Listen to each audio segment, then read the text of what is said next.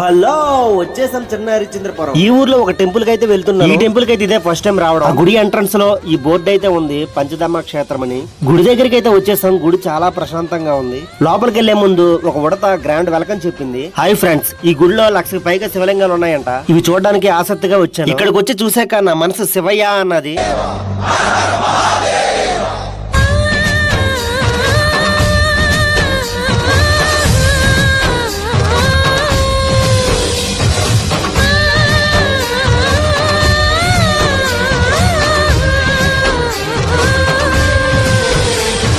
ఈ గుడి నిండా శివలింగాలతో నిండిపోయింది. మనం ఏ వైపు చూసినా శివలింగాలు. ఒకే చోట ఇన్ని శివలింగాలు చూడగానే ఆశ్చర్యపోయాను. ఈ గుడి నలుమూలలా ఎటు చూసినా శివలింగాలతో నిండిపోయి. ఈ గుడికి మీరు ఎప్పుడైనా వచ్చుంటే కామెంట్ బాక్స్ లో కామెంట్ చేయండి. ఇక్కడికి మీరు ఎప్పుడైనా రాకపోతే మాత్రం కంపల్సరీగా రావాల్సిందే, చూడాల్సిందే. 1,00,000 లింగాలను ఒకే చోట చూస్తే మనసులో చెప్పలేని ఆనందం. ఈ టెంపుల్ లో అయితే ఇంకో టెంపుల్ కూడా ఉంది. ఇదే సాయిబాబా టెంపుల్. ఇక్కడ ఫస్ట్ సాయిబాబా టెంపుల్ తో మొదలైంది. ఈ రెండు గుడులు ఒకే చోట ఉండడం వల్ల సోమవారం లక్షవారం ఎక్కువ మంది జనాలు వస్తారు ఈ గుడికి. ఈ పరమశివుడు శివలింగాలు మొత్తం చూడాలంటే ఇక్కడ రావాల్సిందే.